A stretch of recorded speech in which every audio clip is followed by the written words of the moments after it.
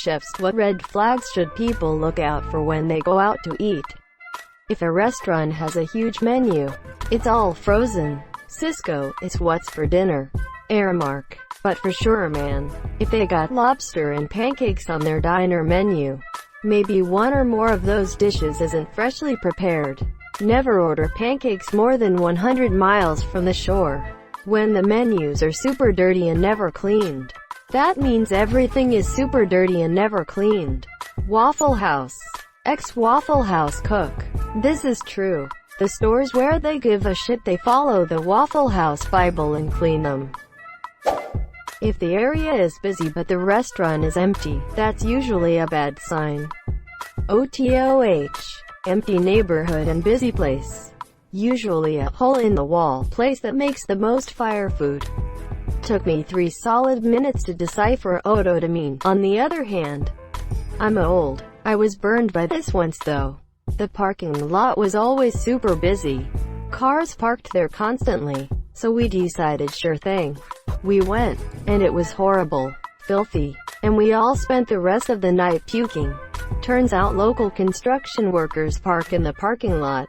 Ask where your oysters come from, monsieur, if they don't know. You don't want the monsieur. Works for most seafood. The ocean. Can you be more specific? The Pacific or Atlantic? The Pacific Ocean. If a restaurant has a one-page menu, that's usually a pretty good sign. It means their line cooks have become specialists and can usually nail all the dishes listed. Conversely, if a restaurant has a giant, multi-page menu, that's a gigantic red flag. The longer the menu, the better the odds that you're paying to eat a boiled bag frozen meal. I see you, too. I've been to cheesesteak cheesecake factory. Carrot. Edit. I live in Philly, so that's where my autocorrect goes. Carrot. Edit 2. Apparently CF makes almost all of their food from scratch. In-house. That does not excuse the Michelin-length menu. Cook for a small Mexican restaurant here. I always look for how the staff interact with each other. If they all seem to enjoy being there and coordinate well, more often than not it's because everything is running smoothly and they have a good system. Which usually means they know what they're doing and you can expect good food. That's how it always is for the smaller, family-run restaurants I frequent anyway, which I believe always have the best food. This is very true. We have an open kitchen, with customers often at the bar within earshot of us. We spend our shifts ripping on each other and generally talking shit, but all in good fun. Customers seem to get a kick out of how we all interact. Like a family, we bicker, talk crap, yell sometimes, but at the end of the day we love each other and run a great kitchen. We went to a hole-in-the-wall Chinese restaurant with an open kitchen. This is the type of place where the menu is in Chinese with poor English translations underneath almost as an afterthought. We were the only non-Asians in the place. The food is delicious and very authentic. We had 2 not terribly adventurous 5-year-old girls with us that really wanted sweet and sour chicken. It was not on the menu. I asked our waiter if they could make it for the monsieur. His only response was a dejected, "I will ask." He walked into the open kitchen and while staring at the ground, asked the chef if they could make sweet and sour chicken. The chef yelled at him in rapid Mandarin and the sous chef started throwing things. A pot hit the back wall. Our waiter stood his ground, not looking up. I stood up and caught the chef's gaze, and pointed to the 2 wide-eyed girls sitting there. The chef immediately calmed down and nodded okay. And 10 minutes later our waiter brought out the best damn sweet and sour chicken the girls ever ate. Pictures of food on the menu that clearly aren't from the restaurant. I designed a menu for a restaurant and left spaces for the pictures. They said they wouldn't send any and told me to take pictures from Google. I have never eaten there. I would like to add I had no idea what some of these dishes were. My favorite was house special, but they didn't know what that would be. I was told to add something nice. Food photography isn't easy to do well. Staging the dish to look attractive taking the photo before the stuff cools down too much, appropriate background, color balanced and lit well, etc. Not something you can do with your camera phone and have it come out well. That sounds like a job for a college photography student who wants to eat a lot. Edit. You can stop commenting about corporate professional food shoots, including varnish and shit, on a comment about a local business hiring a college kid instead of using Google Images. Pastry chef here. As much as people say avoid specials, I can't speak for everyone, but at least in desserts, breakfast pastries, if you see something new it's worth trying. Chances are it's something the chef has been working on for weeks on their own time. There's a lots of love and effort put into it. Also, the standby if the menu is a book, it's probably not great. The biggest thing to keep an eye on though, emo, is the staff. If there's pissed off people, get out as fast as you can obviously. If everyone is kinda apathetic and not talking to each other much, get out. That's also a shitty environment. Everyone is probably really passive-aggressive, and that's going to show. If people seem genuinely good with being there even if it's busy or if there's playful ragging going on, that's where you want to be. The better the staff gets along, the better everything in the place runs. I have a family member who's worked in multiple different restaurants, and they always advise me never to get drinks with ice because too many places don't keep their ice machines cleaned because it's so often overlooked compared to other kitchen equipment. Not a chef, but I just took a chance on a restaurant today and the chefs were sitting legs up right next to the front door as I walked in. No one but staff and me there. So, according to how my stomach feels, probably that. Ooh god, help. Do not point your asshole at anything you're not willing to destroy. Dirty stained carpets. I have no idea why anyone would open a restaurant and put carpet down. Carpets are a nightmare to clean and always look dirty after a year of being laid. We have a sushi place where the chef gives you free samples of future dishes. This usually means they take pride in their work and want to see people's reactions before committing it to the menu. There's a Chinese restaurant in my town with a sign out front that says, "Clean food, and fresh." I still can't help but wonder why they would bring that up unprovoked. Maybe they recently immigrated and don't realize how sketchy that sign makes them seem, monsieur. There's an Asian restaurant in my hometown whose sign advertises ingredients with no other context. Never fails to make me laugh when I see it. Come to our restaurant, the food is. In China, it's very common for a customer to ask about the freshness of the food, and the boss is usually happy to accommodate and answer truthfully. Just recently my mother went out and asked the boss how fresh was the shrimp and he admitted, "They're not too fresh and were actually frozen." Recommended the fish or something. All of it totally normal. No one offended. Not a chef but worked in food a lot. Carpet. Yeah, it's quieter and doesn't get slick, but it is one of the most disgusting things I've ever seen. I saw them pull it up when they remodeled and put in more carpet. Vacuuming only goes so far in a restaurant and I know they never ever shampooed it. If there is different cuisines on the same menu, it usually means it's not gonna be good. I don't trust that people can do Japanese and Italian in the same kitchen. I'm suspicious of Japanese, Thai restaurants. I don't know why people think those two cuisines go together. They're totally different. Edit. I guess it is just me that hasn't had good luck with Japanese, Thai restaurants. But I travel a lot, so I've definitely noted specific restaurants that people have mentioned. Thanks. Yeah, all kind of Asian cuisine mix restaurants are odd.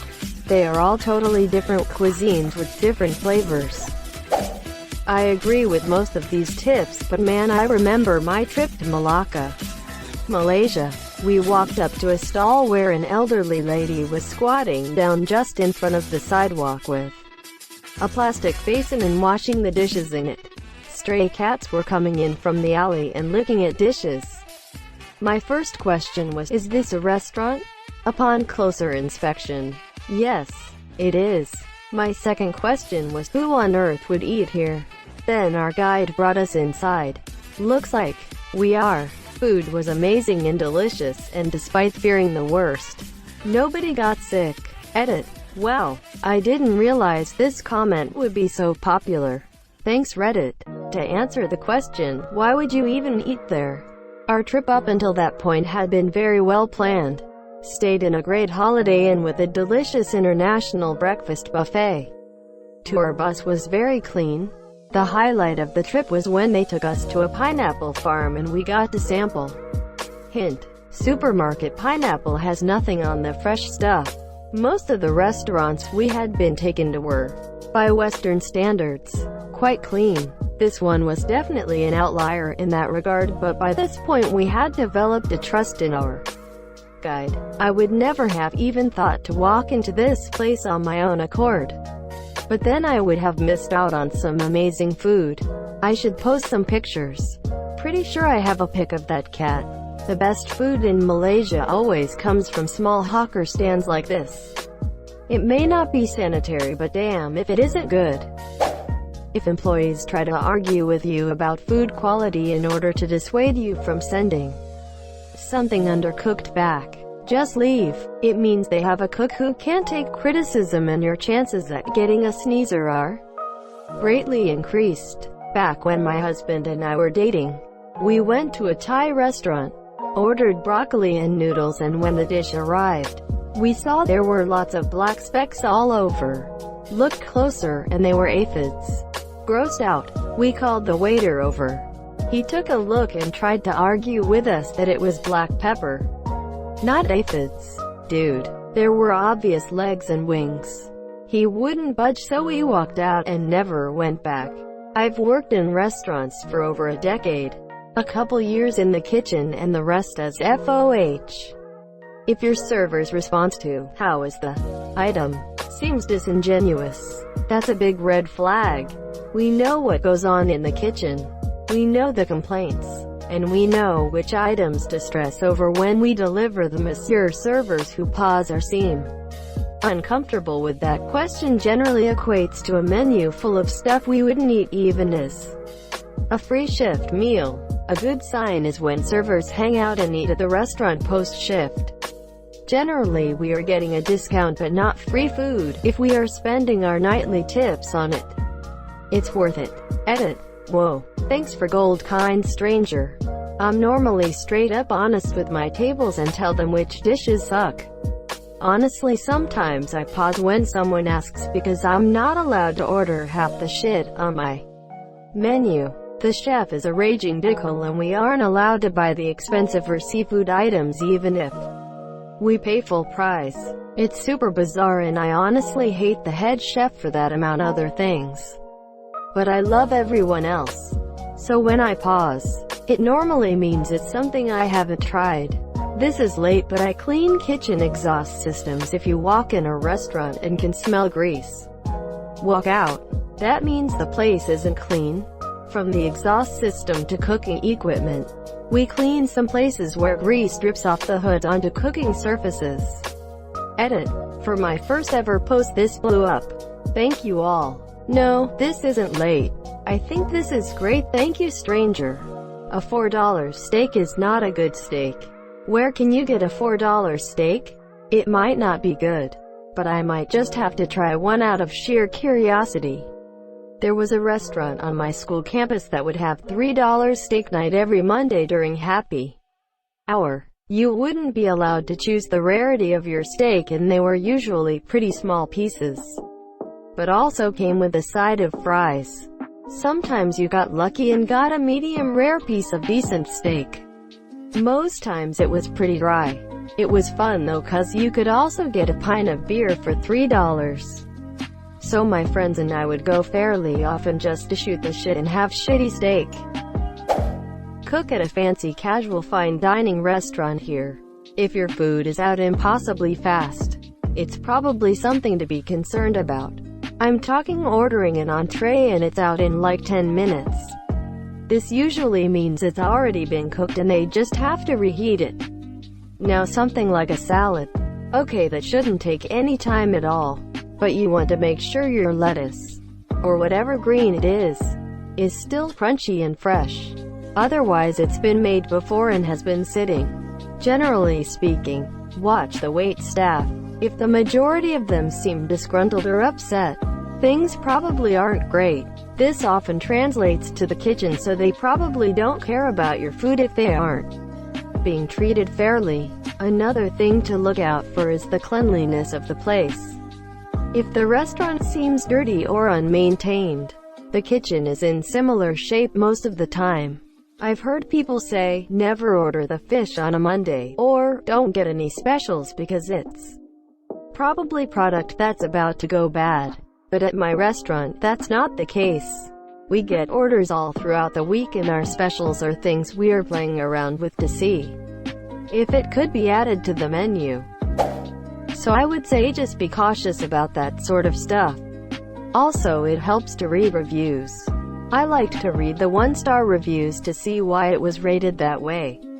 If the majority of the reviews are for some really stupid shit, and all the other reviews are great, you're likely going to get some kick-ass food and service. You all know the ones I'm talking about. Some Karen who left a one-star review because her water ran out once during a huge crunch, or something else totally ridiculous. How does the place actually smell? Does it smell like good food? Then it likely is. Does it smell like perfume or too sterile when these is clearly food on the tables? That could be a bad sign that they're trying to hide something less than pleasant. That's pretty much all I can think of at the moment. Edit. Okay, since I didn't make it clear what I mean by insanely fast, and I'm getting a lot of pushback. Yeah, average ticket time should be about 15 minutes.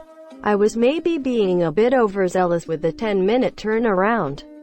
But I was thinking of large tickets when the place is slammed or it just feels like your food came out very quickly. I give you 4 stars, Mr. or Mrs. Chef. Well met. Thank you so much for watching and have a good day.